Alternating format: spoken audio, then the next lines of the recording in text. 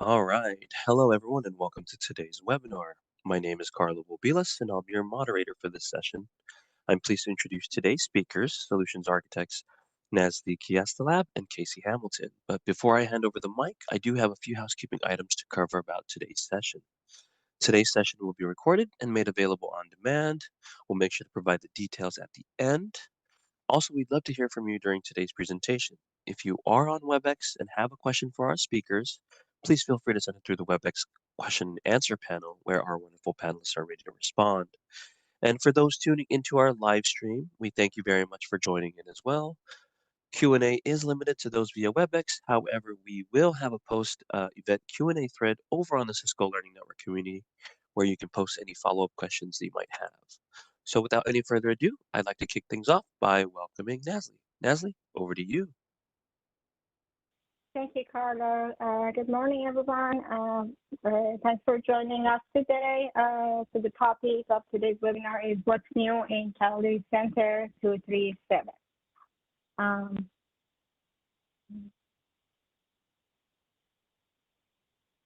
So just give you a brief introduction of myself and Casey. We're both solution architects for campus network in customer experience CX, and we are mainly supporting Calorie Center and Cisco Spaces, Thousand Eyes, everything that falls under campus and enterprise network. So throughout this session, we do have two separate panels. One is chat, one is Q&A. We highly recommend you to actually just use the Q&A window panel to ask your questions, so we can specifically see the questions and answer them accordingly.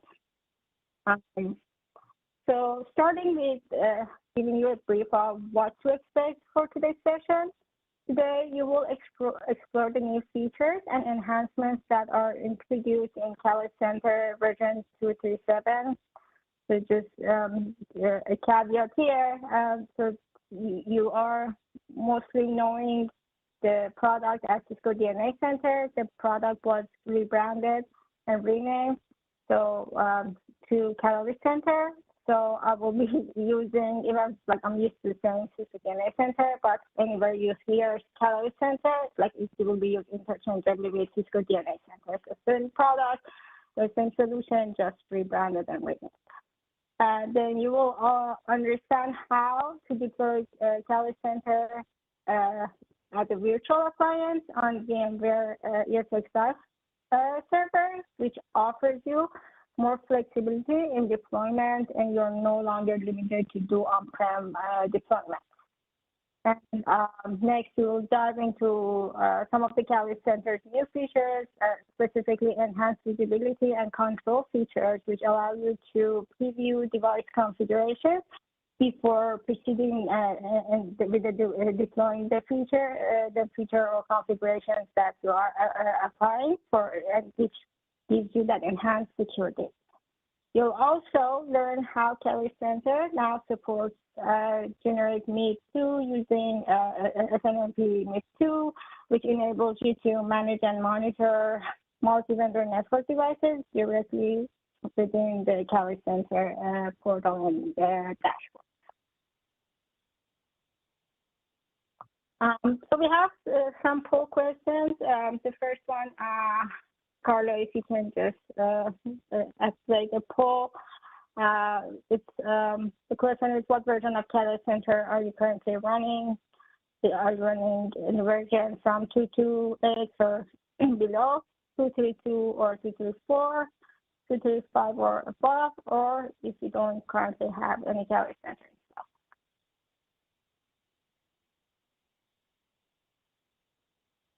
And I think, Carlo, the poll will be open, right? So they can Yes. take their time to respond. All right. Correct. So we do see right now people have entered. We have 12 votes in, so awesome. Your feedback is important, so we do encourage you to take the time to participate in this poll. But Nasli, feel free to move forward. All right, thank you. So just a quick overview of the agenda for the session.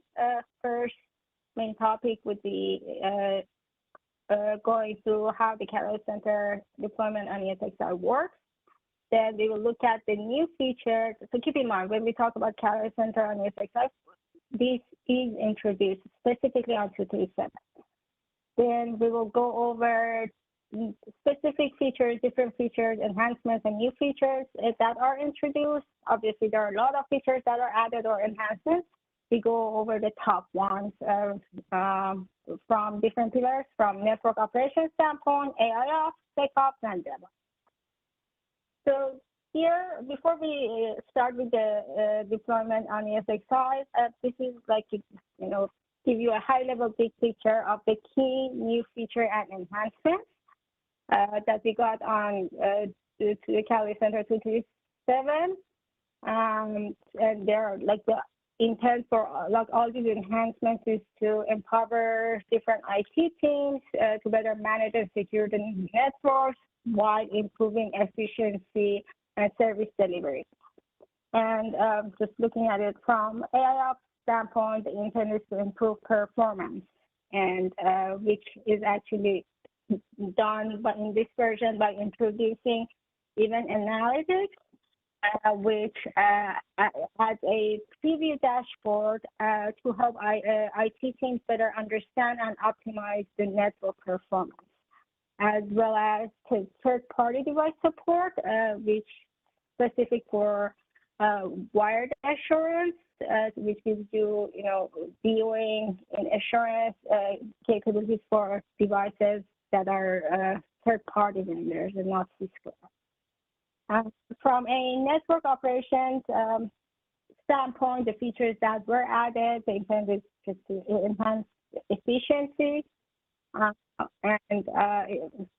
in 237 version, it improves the network efficiency. It's getting it done by adding the support for third-party devices, which is utilizing the generic MIB2 polling, which gives you more visibility into the wider range of your network devices from an inventory or like device level statistics standpoint.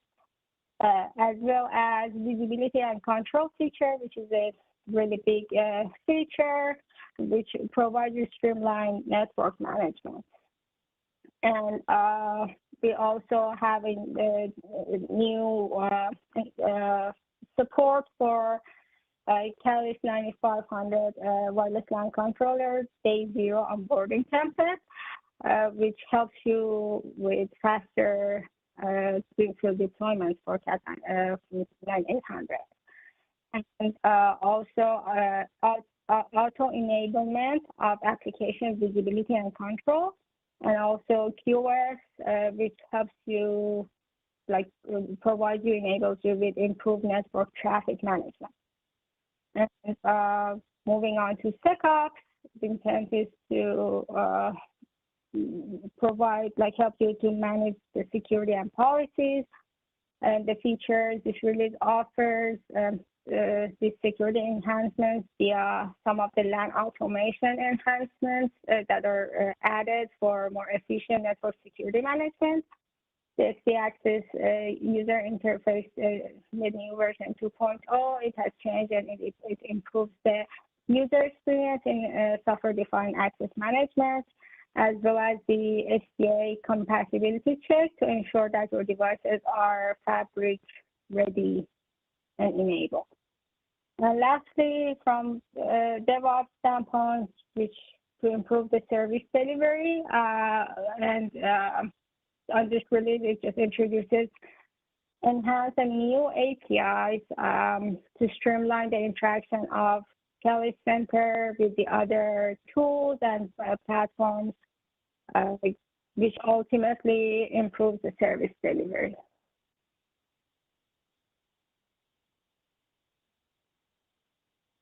All right, so let's start with do a little bit deep dive on the Catalyst Center deployment on ESXi. So you are all aware of the first generation and second generation of the DNA appliance.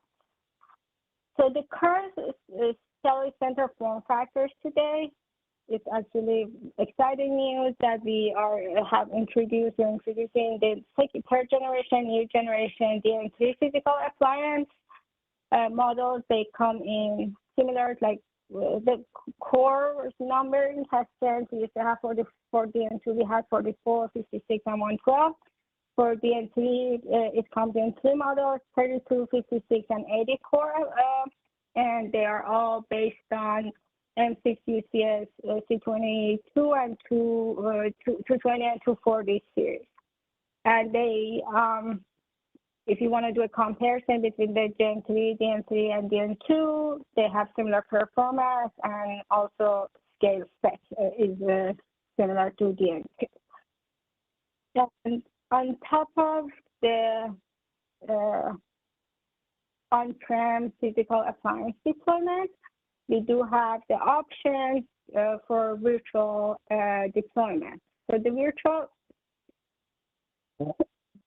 virtual appliance brings all the features and capabilities of Catalyst Center that we have today that you can get through your on-prem deployment to your existing ESXi infrastructure or your Amazon AWS cloud without the need to get any extra piece of hardware or appliance. And you enjoy, so the idea and the intent behind adding the virtual appliance deployment is just you'll be able to have faster deployment and configuration, which accelerating your time to value in the deployment. So with the virtual appliance, the software, you need a software of VA5 that's included in your Catalyst, either it's licensing and subscription. It could be your essential or advanced license packages, which you buy with your switching platforms. We do highly recommend you, we do highly recommend you to get the annual support package for optimal coverage. That way, so that software that you're using comes at no additional cost. All the features, capabilities, and use cases upgrading to the new version would be same as what you have today on your physical hardware appliance. One thing to keep in mind that the clustering that we have today on physical appliance does not exist on the virtual appliance deployment. However, the high availability HA is achieved using either the ESXi or AWS native functionality. So you still have the functionality, but it's done in a different manner. And so as per the deployment, again, if you're doing it on if you're deploying on AWS, remember that like there's still no additional cost for the deployment. You just need to plan for the cost that you have on the AWS side in the sense of the compute, storage, and bandwidth. And you can deploy it anywhere in the world in AWS. So we also have I will cover that later, but the scale parity that we have, we'll do a comparison of what you will have in the Gen 3 Gen 3 versus the virtual deployment.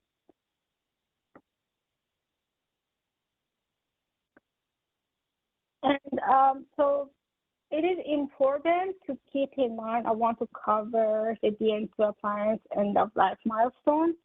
And after having this piece of information, it is important for you to start thinking, depending on your network infrastructure and what you have in hand today, what you have today that is deployed, and start actually making plans accordingly because of what I will explain momentarily. So as you see, if I can get a highlighter to highlight the page. Okay.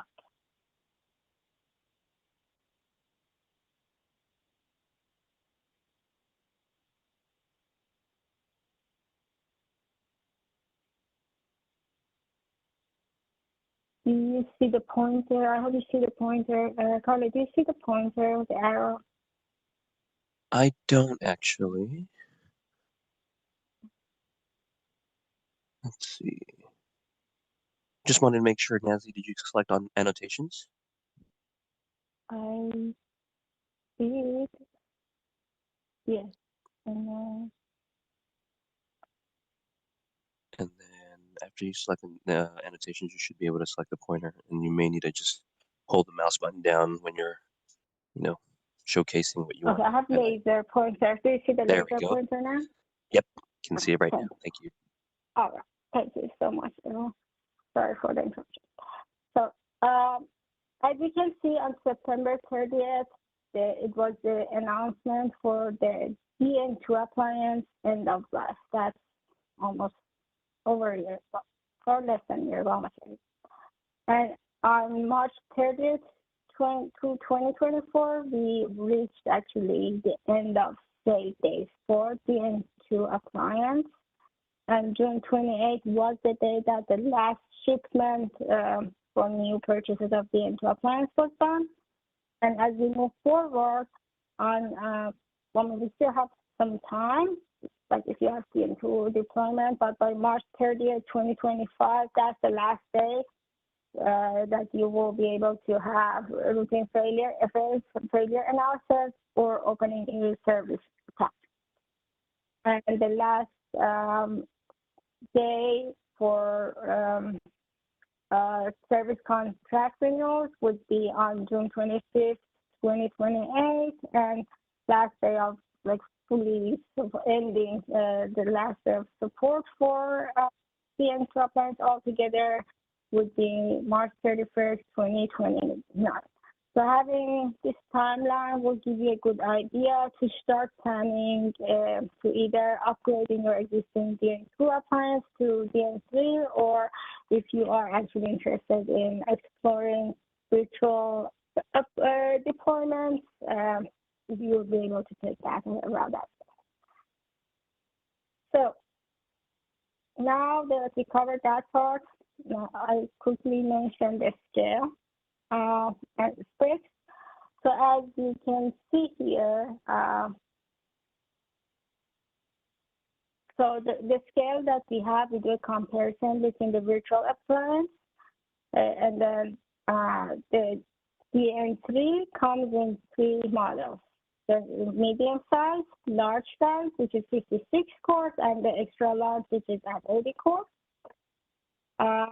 So as you can see, first of all, there is no difference in the terms of scaling specifications between DN2 and DN3.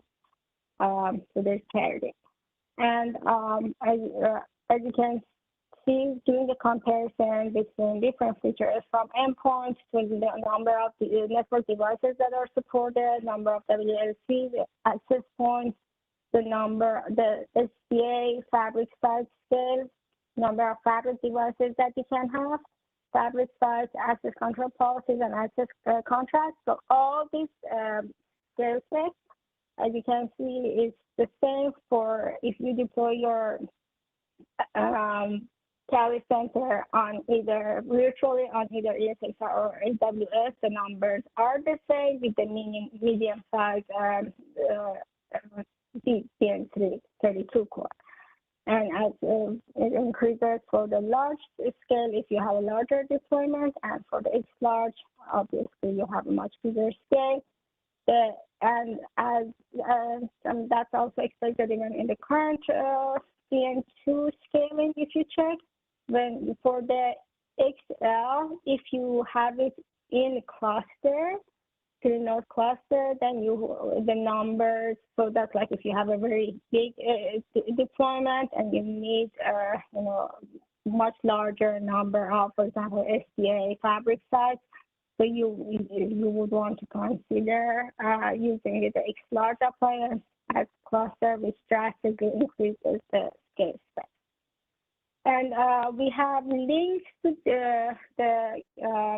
all this information, so you can actually go later and take a look at it in more detail.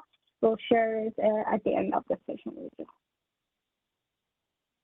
So next, we want to take a look at the Catalyst Center on ESXi specifications that you would need before we show you what is the workflow for the deployment on ESXi. What do you need from a VM specification and server specification? So as you see, the first thing, let's get my pointer back. Okay, so the file that will be used is the OVA file, which is approximately 39.77 gigabytes. And then the CPU spec for your VM, you need to have 32 vCPU. The memory that is required would be at least 256 gigabytes. And the storage, at least you would need that 3 terabyte solid state drive. And if you are planning to create backup of your virtual appliance using the capability of the VMware, then you would want to consider and plan for the additional space. And then you have the storage bandwidth of 180 megabits per second bidirectional and IOPS for 2000 to 2500. And for the server spec, what you need to have, your vCenter and ESXi, you need to be, this is the version that you need to be on 7.0 and on the later release. And there's the CPU that you need to have, Intel CPU 2.1 gigahertz or higher. Hyper-threading needs to be enabled on the server. And the RAM and RAID, these are the specs that you need to have. And in order to proceed with the deployment, this is very important that you will need two VM networks. One will be used for enterprise and one will be used for your management network. So covering what you need in order to actually deploy the Catalyst Center on ESXi, you will have your two workflows. You have two options. You can either use the traditional or manual mode, which using this method, it will take you approximately sometime between 60 to 90 minutes. And next option is to use the launcher or auto mode to do the deployment, which will take you approximately 60 minutes. So let's go over the manual mode first. So first step would be for you to download the OVA file from Cisco. Once the file is downloaded and ready, this is where you review the ESXi resource requirements, which we just covered, what needs to be prepared and you need to have in place. The two VM networks that I mentioned on the previous slide, you need to create those two VMs, one for your enterprise and one for your management network. And then you will deploy the OVA. And what happens on the next step, you would have to complete the configuration wizard. You will have two options. So if you have deployed DNA Center before, these are the two traditional methods that you can either install the Catalyst Center on the appliance similar to this using either maglev, or you can use the web user interface. So you'll have those two options, and as you decide, you proceed with the steps. Here you need to have all the information, but if you've done it before, you know that you need to have your IP addressing, planned ahead of time. You need to have your, for example, NTP server IP addresses, DC server IP addresses, so those need to be ready, handy for this step.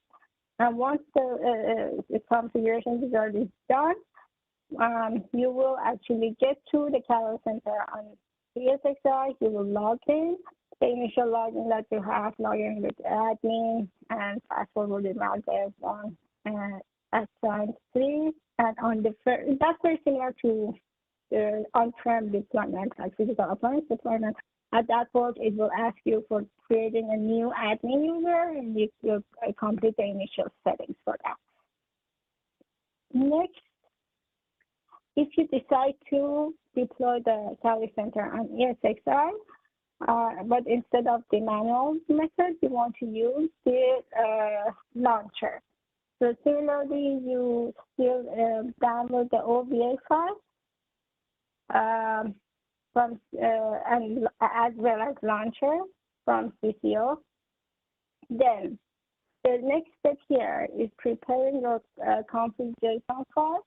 This is where you will add all the information that you, on the previous workflow, I mentioned having your NTP, the server, the HTTP server, IP addresses ready. So those are the information that you do your preparation here when you create your config.json file. Then execute, and then you'll execute so the preparation is done on this step, and then you execute the launcher. And with that, you have two ways of doing it. You can either do the two modes pretty much. You can either choose interactive mode or silent mode. And then next step is just completing, once you choose your mode, you complete the launcher setup and then verify your deployment on the ESXi host service here. And you log in, once everything is done, the Academy Center login window page will pop up. You put the predefined or initial login credentials, and then create your new user, admin user, and do the initial steps. So this is pretty much the workflows. The logic behind them are similar. It's just one is manual, requires you to use either the Academy Center, Maghreb, or WebUI, or the second way to do it is utilizing the launcher, which is more streamlined and easier to deploy. So when it comes to with the deployment and comparing it to the physical deployment, there are some limitations and restrictions that you want to be aware and keep in mind. So first thing, I think I already mentioned this, but 3-node clustering is not supported for virtual appliance deployment, but the HA and high availability is achieved by the VMware vSphere HA functionality. Second thing to keep in mind, Academy Center on ESXi, there are specific features on VMware vSphere that are not supported, including the fault tolerance, suspending and resuming VMs, cloning and making a second copy of the VM, and also snapshots as backup. You can do the backup and restore functionality of automation and assurance, make a backup and then restore that, but you cannot use the snapshot feature as use it as backup. And with the ESXi deployment, keep in mind that the application telemetry is not supported for Cat 9500 series. And there are some supports for management interface, so you can either do the configuration, so either you do the launcher interactive mode, or you can do the utilize the silent mode and utilizing the config dual JSON file. Yeah, as well as if you're adding a second NIC for the management interface. And lastly, you can do use the manual mode, which you add the new interface on the VM, pausing VM, add a new interface, and reconfigure the VM using the Maghreb CLI.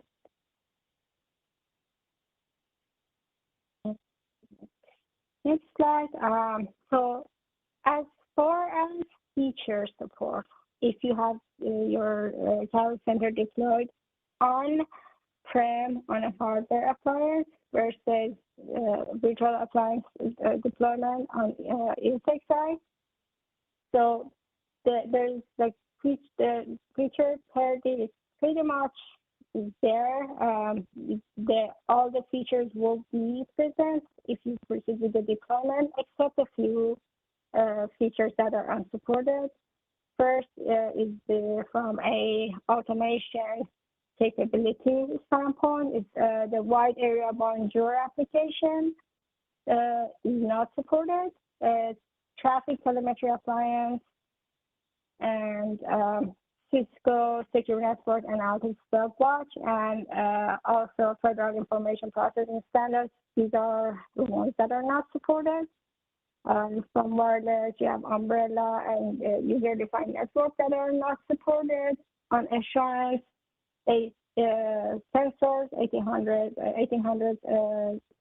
sensors are not supported because these sensors have already reached end of phase, so there's no point of adding support for that. And from a system workflow, if you want to look at it, the backup and restore using the VM various required snapshot function, which I explained, which backup and restore from Cali Center hardware appliance to Cali Center and ESXi virtual appliance, that's not supported. And then there are some more IPv6, VM and host level telemetry from a telemetry standpoint. So these are mainly the features that would be not supported. Some due to the feature actually, for example, like for assurance, like using the sensors are in the sensor. Some are due to, feature eventually will not be supported, and some do some other things. So we are ready to do a demonstration of the deployment. Casey, I will pass the ball to you so you can show us how to proceed with it. All right, thank you, Nazli, and hello, everybody. Let me go ahead and share my screen. Can everyone see it okay? Yes. Looks good. Yeah. Awesome. Okay, so first things first, you'll want to log into VMware ESXi. I'm going to show you 3 methods for deploying Catalyst Center on ESXi. The first one's going to be the manual method, in which you'd want to create your virtual machine here and go through and assign various interfaces, IP VLANs, and upload the OVA file for this. So you'd click a create register VM. The main difference with this is that you'll actually have to go to maglev and do the configuration wizard afterwards, whereas the launcher won't have you do that. Now, to get the actual OVA, you can go to software.cisco.com, and do note that that file size there, it is quite large, so it may take a little bit to download. Also below it, you can see the 2.3.75 launcher app. And what that's going to do, we'll cover the workflow for it, but it makes it very easy to install and get Catalyst Center up and running as quick as possible. You can see here it supports Linux, Mac, and Windows for that launcher config. And it'll have 2 JSON files. It depends on your deployment, what you're doing. We'll go into the difference between the JSON files, and it also has the ESXi application that we'll be using as well.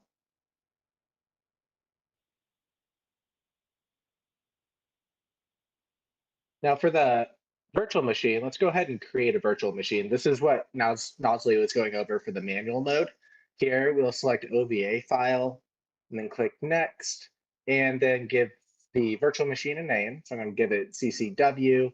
And here we'll go ahead and import that OVA file. You can simply drag and drop it into the window, or click open if you're going to browse for it, and then click next. Here within our VMware, we only have 1 data store. However, you might have multiple within yours. And then you'll want to do you'll want to assign a VLAN. I'm going to select my primary VLAN, but you'll want to assign a VLAN for your enterprise. Now, when it comes to disk provisioning, you can either select thin or thick. Now, thin specifies that it's going to be like on demand. So it isn't recommended to use thin if it's going to be in a production environment. However, if you are using Catalyst Center within a lab environment, absolutely go with the thin method. It's definitely recommended. If you are in a production environment, go ahead and select the thick option. And this message is expected here. And then we'll go ahead, and it looks like we have everything good to go. And then you can click finish, and what it'll do is it'll actually bring the Catalyst Center up And once you get into it for the first time, you'll go through that traditional maglev config wizard where it's going to ask for various stuff such as IP addresses, assigning IP addresses to interfaces, NTP servers, all that kind of stuff. Now, that's the first method. The second method is to use the launcher that we discussed a little bit earlier. And there's two different config files that you can use. They're both in JSON format. It comes with the package. And one of them is going to be specifying that the big difference is one of them is going to be, if you're the one to my right, it's going to use only the enterprise IP address. And then that enterprise interface, the IP address is going to be used both for production and also management access. However, we also have the dual config JSON file. And what this allows you to do is to segment and separate those into two different interfaces. So you'll have one IP address for your management and then another IP address within a different subnet for your enterprise. You can see here, I'm also, I'm pointing to an OVA file on my computer. The IP address 198.18.134.27 is the IP address of the ESXi client. So what we're doing with this launcher is we're telling it, hey, go ahead and access the ESXi VMware host over port 443, drill to this path and select the OVA file, give the VM a name. This is very similar to what we did with the manual config, but we're doing it in a JSON format where it's going to do it all in one. Plus side is it's actually going to configure all the IP addresses as well, which takes out a lot of steps and gets your deployment running very quickly. If you want to leave items blank, if there's certain items you can leave blank, you can simply remove the values and keep them as such, similar to cluster or resource pool. Here we're also mentioning, previous to others, the data store and the disk provisioning type that we did.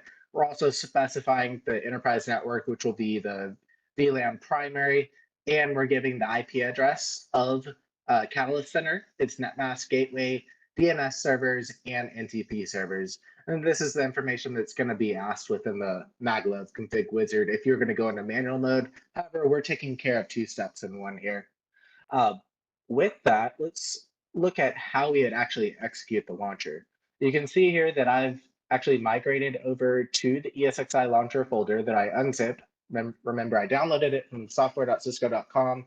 I unzipped it, and now I'm in the command line, and I drilled to its executable location. And there's two modes that you can do here. To launch the installer, you'll do dnac-esxi-launcher.exe. That'll launch it. You can do a --help to understand how to use it specifically. And there's two different modes you could work with here.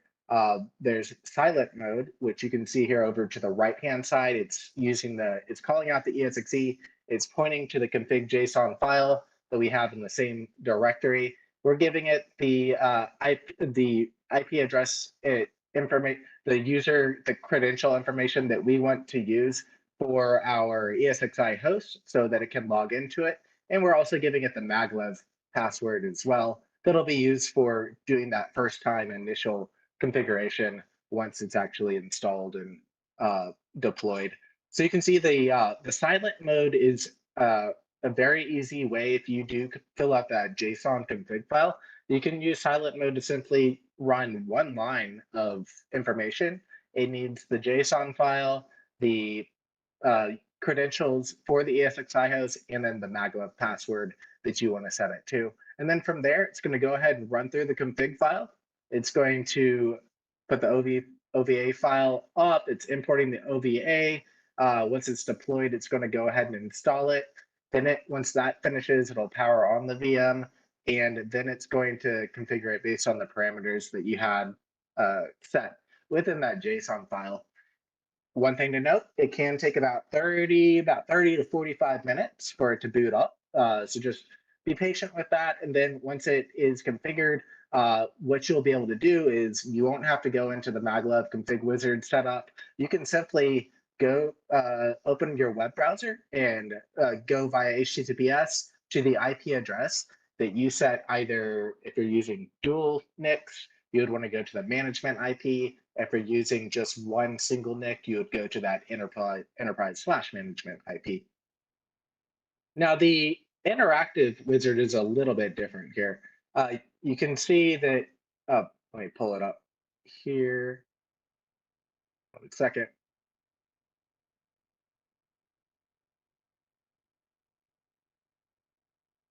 Yeah.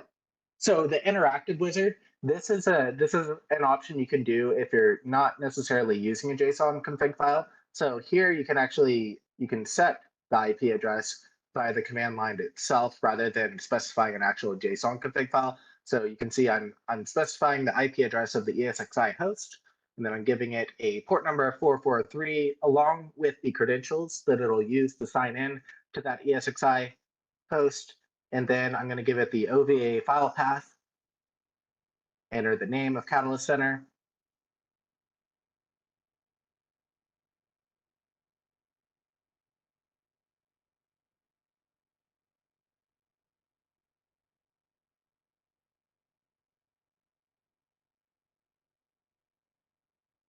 and then we're going to give it the data store. We're going to provide the data. Once we give it the actual name, then we'll give it the if we want to specify if we're going to use thin or thick, similar to what we did within the manual. Again, if you're running production, recommended to use thick provisioning there.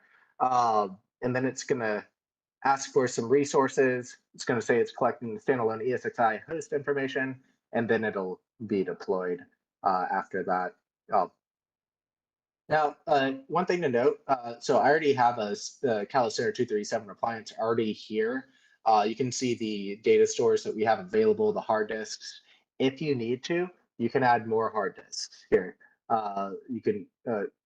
One thing that is highly recommended if you are going to add more hard disks, you also have the option to add a network adapter as well. So say you wanted to, say you were using enterprise, but you wanted to add a management interface as well, you can add that.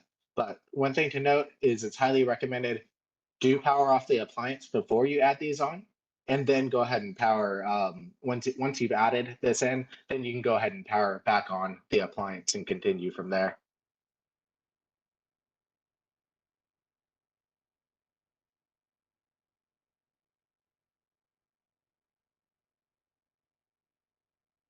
And now we're going to log into the maglev config wizard.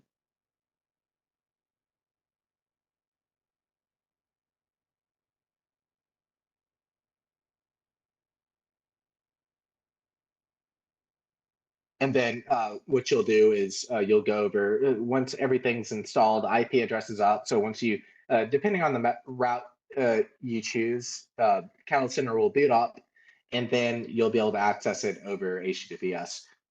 So first time you log in, it's going to ask you to do a little bit of user configuration here. So I'm going to go ahead and log into Catalyst Center.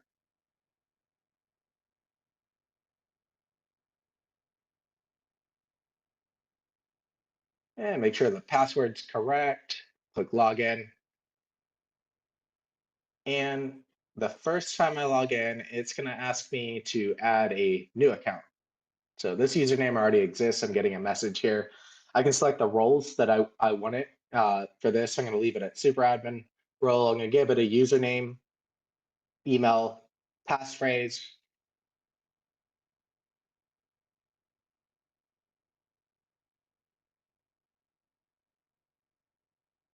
And what this is doing is it's basically segmenting out the admin, which, you know, best practice, you wouldn't want to use the admin to configure all your accounts. You'd want to create a separate user. So this is what it's doing. It's asking you to create a separate user to go ahead and start the configuration process. So let's go ahead and sign in with the new user.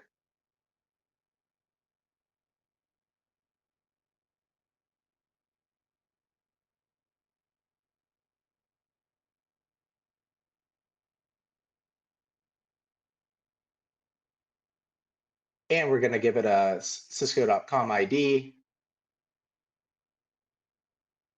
This is basically what it's doing is you can skip if you want, you can skip this step, but what this is doing is this is one of the first tasks that you'll want to do when you log into Catalyst Center. You'll want to assign your CCO credentials. What this is going to do is it's going to allow Catalyst Center to connect to software.cisco.com and pull various software images from it, be it network device software images that'll be used for software image management SWIM feature, or images for Catalyst Center itself so that it can update over time.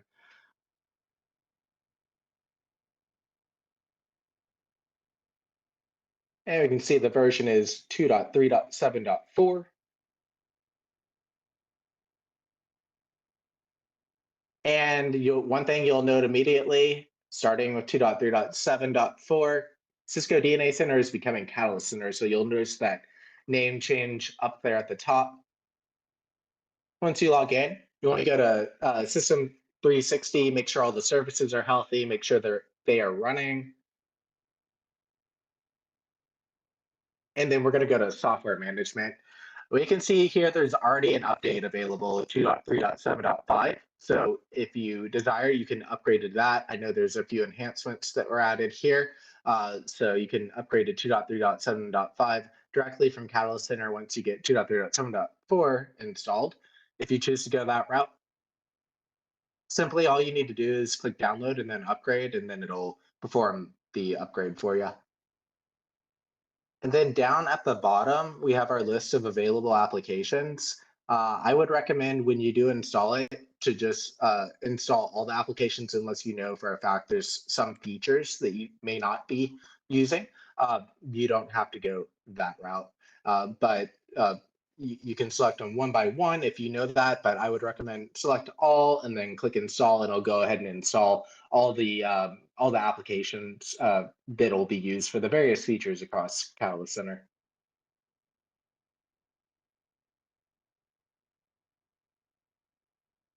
And with that, that concludes our demo on how to deploy. I'm going to go ahead and hand it back over to Nasli, or she'll continue with the PowerPoint deck. Nasli, over to you. Thank you. All right. So let's move to, so now that we know how we have the option on 2.3.7.5 or 2.3.7 train release, the option to actually deploy the Catalyst Center virtually. So let's take a look at the features that are in enhancements or new features on this release. So we go through the top features, starting with looking at it from a network operations standpoint.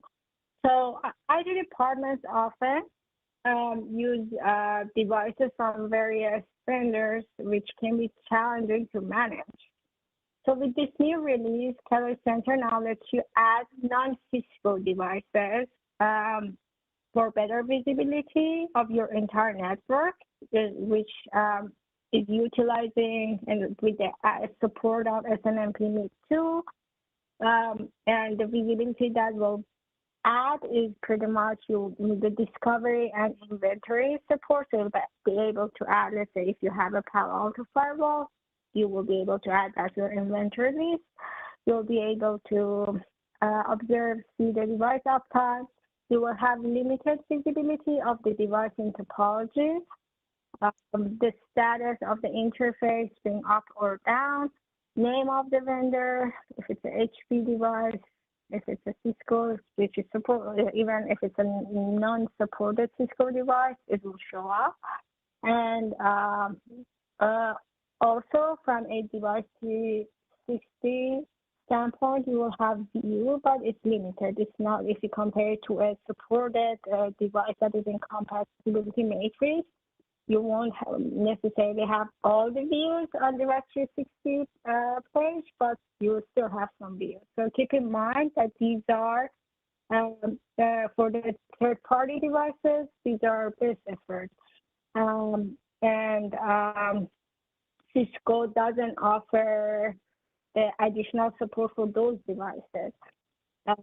So if there's an issue with that device, you would need to actually contact the vendor for additional support. so this is, keep in mind again that this is mainly to provide, like, give you a holistic view and a visibility to your network, like Cisco and non-Cisco devices. But from a support standpoint, you still need to use that for example, if it's a HP or if it's a Palo Alto firewall, and there are some issues that are detected here. And for example, like interface issues or any additional troubleshooting with that, you need to make sure to contact the vendor. Next, we have visibility and control. So let's talk about taking control of your network configuration. This is one of the newly enhanced features, which is configuration visibility and control in Catalyst Center. So using this feature, it pretty much provides you, gives you a solution to secure your planned network configuration. So you are trying to assign some configurations, make some changes, but this is added security prior to actually proceeding deploying those configuration changes to your devices. So you will be able to preview your configuration. So you imagine that you have the visibility to see what is going to be changed prior to actually committing to those changes. So there are no more surprises, no more guess what, oh, if I make these config changes, what would be happening once it's actually added or checked. So you have that preview to the actual CLI and also netconf that is used in your operation, which gives you complete clarity. And you will also be able to view the changes. So it's not just seeing the commands, it's just the impact of adding that command. So you will be able to see the details. It highlights exactly what is being added, modified, or removed. And this is available for all features and capabilities. In addition to this, with the enhanced control, it offers more control over how your devices are configured through the ITSM integration and the approval check. So when you submit for approval to make those changes, this is very big and game changer. So that direct integration with the ServiceNow ITSM. So before you make any changes that go live, you can automatically send those configuration previews for approval. That ensures the compliance, also reduces errors, and streamlines your change management process that workflow. And you'll be able to view the status of all these changes. Next would be on the new release, we are now allowing to add day zero templates for onboarding the wireless LAN controller 9800 series. Through onboarding, this is a feature that was previously unavailable due to potential configuration conflicts. But so to ensure that the seamless integration and avoid any overriding in network configuration, there are two safeguards in place. One is real-time conflict warnings that are displayed during the template creation, specifically specific for wireless LAN controller 9800 series. And this immediate feedback highlights any potential issues before the deployment. And you also get the instant warnings that are generated during the plug and play create process when you are actually applying the template.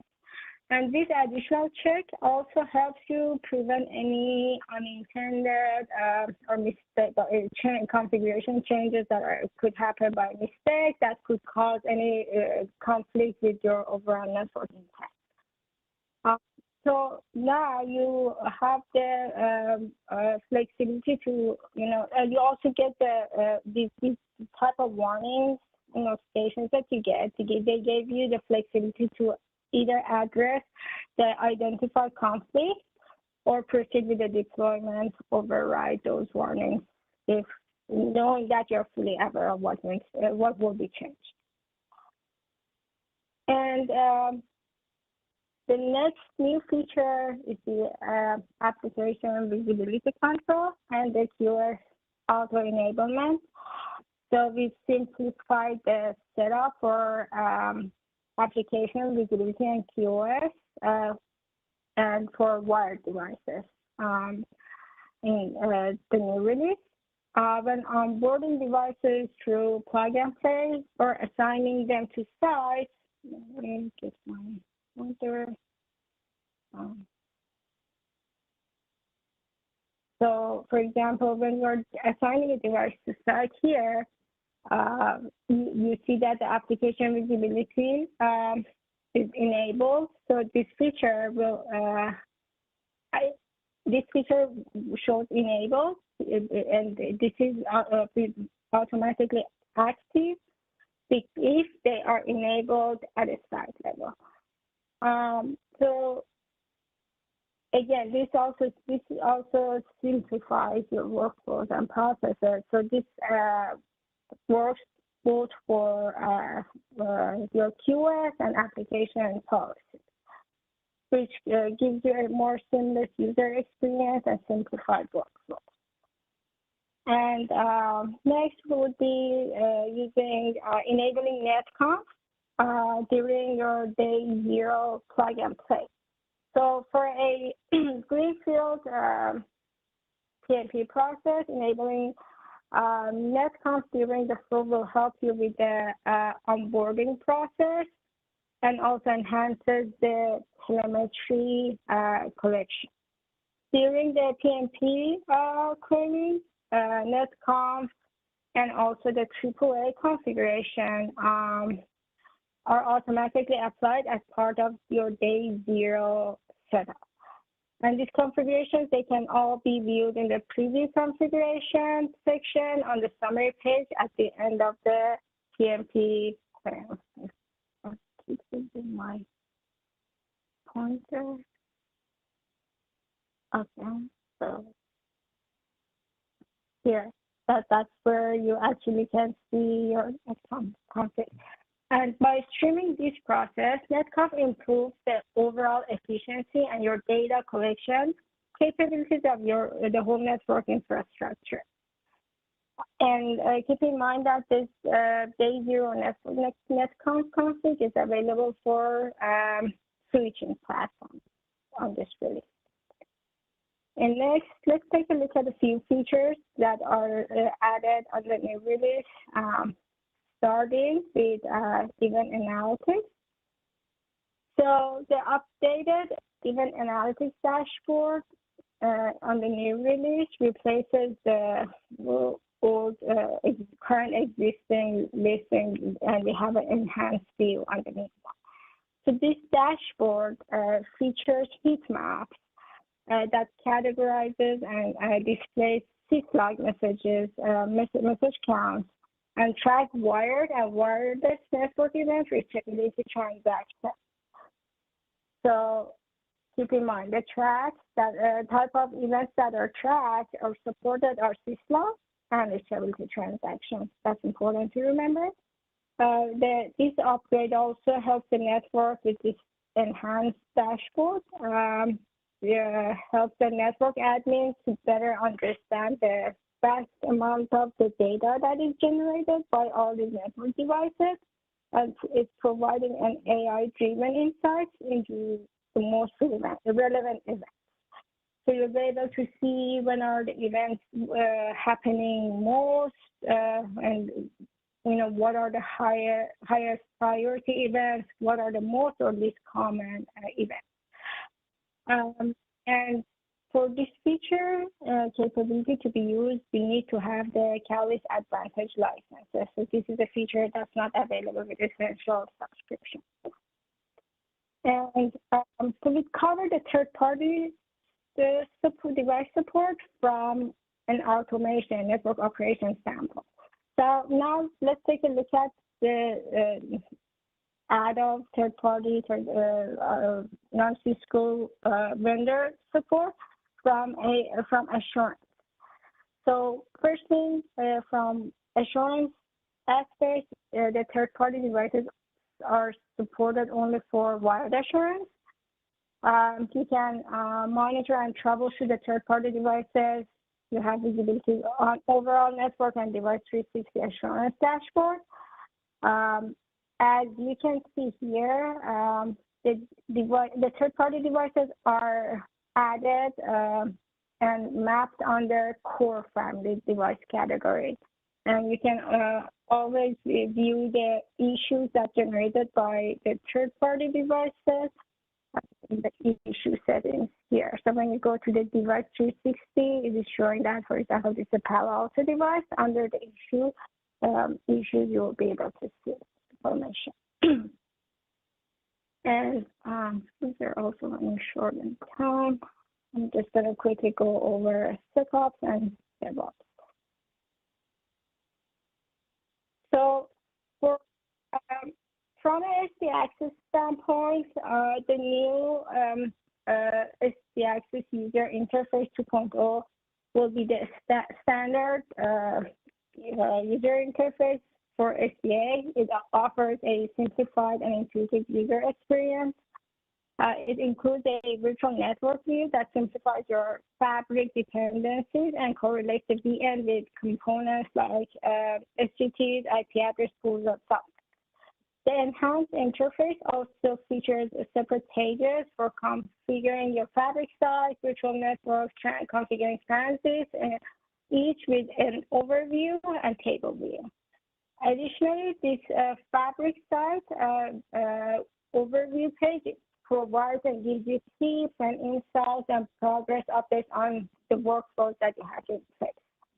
So overall, with the new user interface, we are streamlining the network deployment and management for a better experience for SDA deployment. And when we're talking about the LAN automation, there are some enhancements that are coming on the new release for LAN automation. You will be able to run simultaneous LAN automation sessions. You can initiate up to 5 multiple LAN automation sessions, with 1 session per site at the same time. And also, this enables zero-touch onboarding of PNP-ready switches at multiple locations, which also speeding up the deployment of fully automated routed access underlying networks. You'll have a dedicated landing page, which simplifies the workflow. And just keep in mind that the simultaneous sessions within the same site are not supported. So you need to make sure that if you're running this, it's going to be per site. And from a aspect of SD Access, the compatibility check for SDA. So the new image compatibility check feature in the 2.7 release ensures that the fabric devices, they run compatible software images and they're ready for SDA. It automatically downloads the compatibility matrix or allows manual upload for a gap environment. And this feature supports different various fabric roles and checks new devices that are added to the fabric sites or fabric zones or transits. It helps network admins to maintain the SDA compatibility by identifying and reporting devices that are running non-compliant images. which this proactive approach ensures that ensures a smooth operation and prevents any potential issues that is caused by running incompatible software versions. And lastly, let's take a look at what are the new enhancements in the realm of DevOps. So on the new release, there's like a whole list that we will share with you at the end of the session. The links to show all the added and enhanced updated APIs, but they are mainly falling under devices as well as compliance, device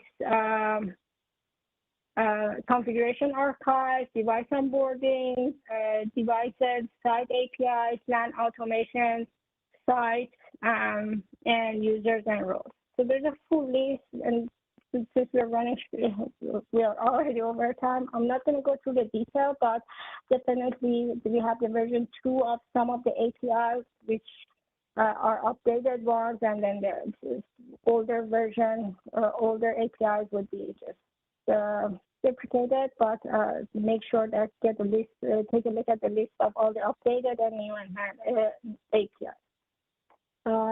We have the second poll. If you can just pull it off. What features do you use currently? Select all that apply. If it's PnP, 360 views of either client or device 360, assurance event viewer, APIs, or none of them. The poll is open. I'm just going to continue with what we have. Take a few seconds to answer the questions, please. So now that you know what are the options, what are the features that you'll be able to utilize on the new release. So on this slide, we have a visualization of the upgrade path. So hopefully what you're running today are not a part of the this box, because the last day of support running up in any of these releases has already passed. But there is, even if you're on any of these versions, which hopefully that's not the case, you will need to take the correct path to get to the release at least 2.2.3, and then go into 2.2.3.7, 2.3.5.5, and eventually get to the latest release, which would be 2.3.7.5. Today, we have 2.3.5.5 as the recommended release. If you're on this release and once the new version is announced, that will be a one-step direct upgrade. Casey, I'll pass the ball back to you so you can do a quick demonstration of this section. All right, thank you, Nasli. I'll go ahead and share my screen. And now I'm going to go into jumping into a bit of the new features from 2.3.7. If I go to About, you can see I'm actually running 2.3.7.5 currently. And what I'm going to do is go through first. I'm going to show you the inventory, the config preview that Nasli was showing us. And what I'm going to do to initiate this is not the only way that you can initiate this. You can, I'm going to actually go to inventory, but anytime you push any certain kind of configuration, what you will have is an option to view the configuration that's actually getting pushed to a network device. This will happen, say, if I'm doing a provision device, if I'm provisioning a device, some configuration will be applied to it. If I'm doing telemetry, some configuration will be applied to it. If I'm deploying QoS, configuration will be applied to it. And one of my job as a network admin would be to actually look and see, hey, is there going to be any conflicts? Is there going to be any disruptions if I deploy this configuration? So what I'm going to do is show you this. If I go to telemetry and select update telemetry settings, I'm just going to click force configuration push, click next, and we will see the generate configuration preview right here. And you'll notice up here, if I go to system settings, visibility and control of configurations, I can actually make it to where before I actually allow network admins to deploy configurations, they have to actually review the configuration that's going to be pushed. So this will help with not only security, but also making sure the configurations don't have any operational costs or downtime or anything like that.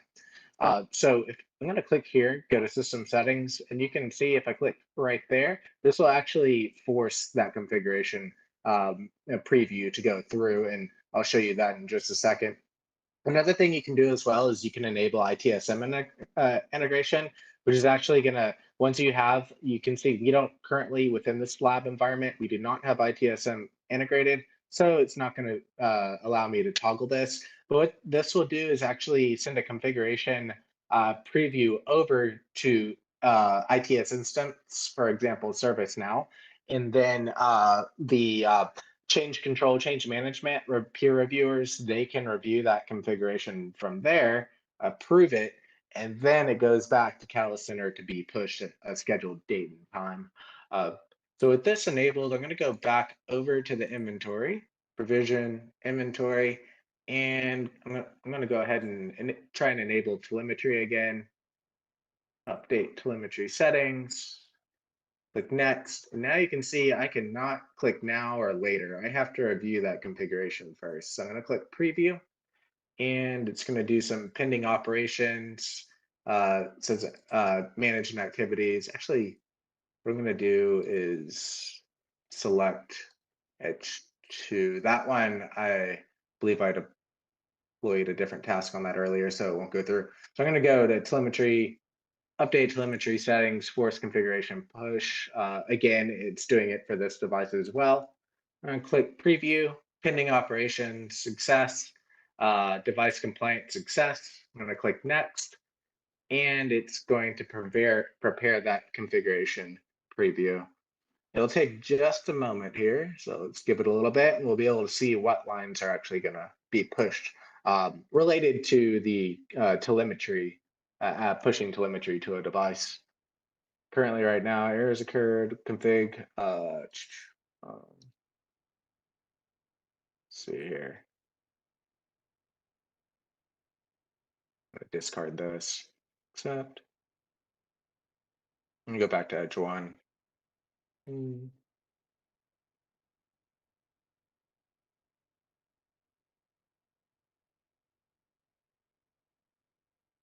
Yeah, with Edge 1, it's pending a task. I'm going to go ahead and cancel out of this task. Update telemetry settings. Okay, so this is very similar. This is why it wasn't going through on Edge 1, update telemetry settings, is because I currently have a task going where I am doing a config preview. And this is what it'll look like. Specifically, you can see here, configuration to be deployed is 39 lines. And what it's going to do is it's going to push a bunch of information related to doing telemetry collection, getting that device ready to send telemetry over to Catalyst Center so that it can be used for assurance. So we have things such as SNMP getting added. We have a certificate that's going to create a secure connection between the network device and Catalyst Center. So this is what will be pushed on the left-hand side, and this is what's currently on the running configuration. So we can do a side-by-side, and then if we agree to it, we can go ahead and click deploy. If we exit and preview later, what that's going to do is actually keep it here. That's why it wasn't loading earlier. But if I clicked discard, what that's going to do is go ahead and exit out of it, and then the task is going to be removed. So you can see it's discarded right here. And now what I could do is go back over to Edge 1 and deploy it. Another feature that is in 237 is the, if I go to application QoS, we mentioned for wired devices currently, we can deploy by default on wired devices. So this is when we provision devices to a site. QoS, application QoS can be deployed. And what this is going to do is allow for traffic shaping, queuing profiles, things such as that, so that various applications across your network can have priority over others, say like voice and video. So that leads me to the next section, which is actually dealing with CLI templates. So if I go to design, but previously it was template editor, and that was changed to template hub. If I go to template hub, you'll also see it has a new location. So I'm going to go to CLI templates, which you'll actually see under design, CLI templates, and we have our 9800 day zero configuration template here. Now, templates aren't necessarily a new thing in 237. What is a new thing is that you can now, for the 9800s, you can you can deploy templates as an onboarding configuration template. And when you have a template, when you create a template, you assign that template to a network profile. You simply click on the template, click attach to network profile, and then it'll go ahead and attach over to it. And let me go over to the network profiles to actually show you where that is once it loads. And then I'm going to click edit for our wireless profile right here. And if I go over to templates, we can see I have the onboarding template assigned over to here. The other really neat feature is with 237, you can use this template for PMP, plug and play, for onboarding that wireless device. So if you have any extra configuration that you need to deploy that's not available within Catalyst Center that you want to deploy during the PMP process, you can do that here through the 9800 day zero config template via PMP, and you can also do it through provisioning as well. Now, the next thing I wanted to point out as well is now there is a SD access compatibility matrix right here. And this is going to be used for making sure that hardware devices that are compatible for software defined access, that they're running the correct version on it. So having the ability to automatically sync with the SD access compatibility matrix that Catalyst Center will pull from Cisco.com is going to help with compatibility checks and making sure that you're SDA ready. And all you need to do is simply come down to the very bottom and enable this part right here. And what it'll do is if it flags any devices that aren't compatible and ready for it, it'll give you the option to update that device through software image management, SWIM, and get those devices ready for SD access. Now, the next thing, speaking of SD access, is I want to go over to provision. And we have our SD access right here. And I want to show you the new UI. We do have the option to go back to the old UI for SD access if you're familiar with this. But the new UI has, if you click right here, it's a lot more intuitive and you get a lot more information at a glance that you can work with. So here we can see I have my 2 fabric sites, my fabric zones. I can create fabric sites here and get a lot more information while I'm deploying my fabric environment. Same thing goes for virtual networks. With virtual networks, we get a summary that wasn't there before. It's where we can drill into how many virtual networks we have, layer 2 virtual networks, and any CAS gateways. And then we can go and see like the actual configuration of these and drill in further to see, which anycast gateways are assigned to specific virtual networks, which sites do they belong to, which fabric zones are associated with them. And we can drill through this and even investigate, hey, how do our layer 2 virtual networks look? How do our anycast gateways look? And then it gives you the option to create anycast gateways and assign them to virtual networks as needed as well. And then lastly, we have our transit networks. We can see here, I'm running an IP-based transit network. However, we do support SD access transits, which is Lisp and PubSub, SD access transit, Lisp BGP, and then SD-WAN transit as well. But right now, what I'm currently running is a Fusion IP-based network over BGP with the ASN number 65002. So that's a brief little overview of our SD access dashboard that's newly available.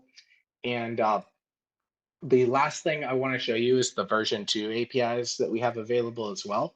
So if I go over to Platform, Developer Toolkit, and you can see I'm at the APIs tab, and there's a bunch of APIs. One of the goals with adding the new APIs is to make them backward compatible so that applications do not break as Catalyst Center gets updated, and as applications that you develop get updated as well. The idea is that it's always going to work for you.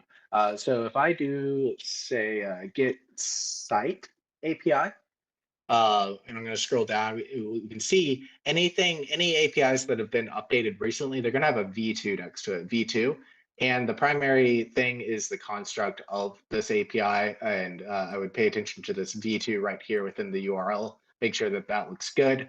And you can go through here and we can see it's using the get method with a bunch of different constraints. All of these, you can see they are not required, these query parameters, but you can use them if needed. If you want to get more specific on certain site names, site IDs, set the page limit, you can absolutely do so using these query parameters.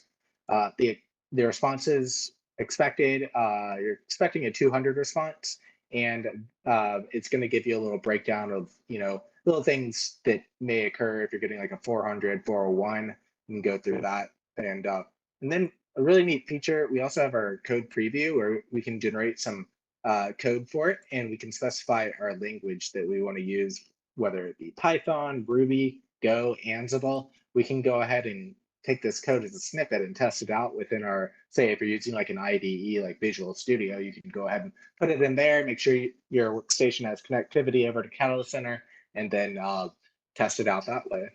Now, another little neat thing you can do is you can actually try the API out. If you click at the bottom right-hand side and then click run, you can see here's the query parameters. If I wanted to get a little bit specific, I could enter those in and then click run right here. And this is a 200 response code, so indicate success. And we have a lot of information we can use to work with here. We have our parent IDs, our group hierarchy IDs, which we may also want to use for other stuff that we could do. Like say, if I was using this to get site information and I wanted to assign a bunch of network devices via code afterwards, I would be able to use the site parent ID that I collect here to assign it over to a specific site that way. So that concludes our demo on what's new in 2.3.7. With that, I'll go ahead and hand it back over to you, Nestle. All right, thank you. So just to wrap up the session, a few things to remember, the highlights of the session. So Catalyst Center now, with the new release of 2.3.7, it can be deployed as a virtual appliance on VMware sector, which is pretty much increasing the flexibility for on-prem setup. Keep in mind that with the new feature of the compliance check tool, it helps you identify and remediate any unauthorized configuration changes on your network devices. And with the new template hub, which improves the template management and automatically detects the conflicts within the template, you will now, with the new version, you will be able to streamline, so we can do multiple 5 LAN automation sessions on concurrency, which streamlines your network management with automated tasks for multiple LAN environments. And with the expanded API support, all these new and enhanced APIs, it enables the automation of both wireless and your SCA tasks for increased efficiency. So I think we have mostly wrapped up all the questions. I don't know if there's any unanswered questions that we can just take online. I can see they're all answered. Carlo, do we have any questions left? Let me take a look. Looks like they've been all answered. But if you do have a question, and due to the time, I will go ahead and post in the chat where you can actually post any follow-up questions that you may have. We always love to continue the conversation on the Cisco Learning Network. So let me get that posted along with where the recordings from today's session will be made. Okay, and we do have some links. I'm gonna put in the chat from release notes, the 237 user guide, the Gen 3 appliance installation guide, and ordering guide. So please go ahead and grab these links from the chat window. Yeah. And Nasty, just one minute. Did you? No, I haven't posted yet, but I'll include a copy of the downloadable slides on the post event discussion thread as well. So you'll have the stream link Right. so you can review today's recording immediately or wait for the edited version, which typically takes 3 to 5 business days, and as well as a downloadable PDF with all of the links that you have posted. Alrighty, so then I think we can wrap up. We do have a survey coming up. I think it's sent to Carlo in 24 hours. Is that correct? Actually, it should be immediately, right after you exit, you'll be directed to a survey. Yeah, so we do encourage you to take the time to participate in that as well. So as soon as you exit, or as soon as we end this session, you'll be directed to that survey. All right. Thank you, Carlo, Casey, great demonstration, and thank you all for. I know we went over time, but thank you for just joining the session. I hope you found the session helpful and found some good information to start looking into the upcoming new release. Have a great rest of the day. Bye, everyone. Awesome. Thank you again, Nasli, Casey, the whole team for bringing your knowledge to the Cisco community. Again, if you have a question, do join us on the Cisco Learning Network. That link is in the chat. And as well as you can find all the resources there. Once again, you'll be directed to a survey, so we do encourage you to take the time to participate as your feedback is important. We want to thank everyone for joining in today, and we will see you next time. Have a great day.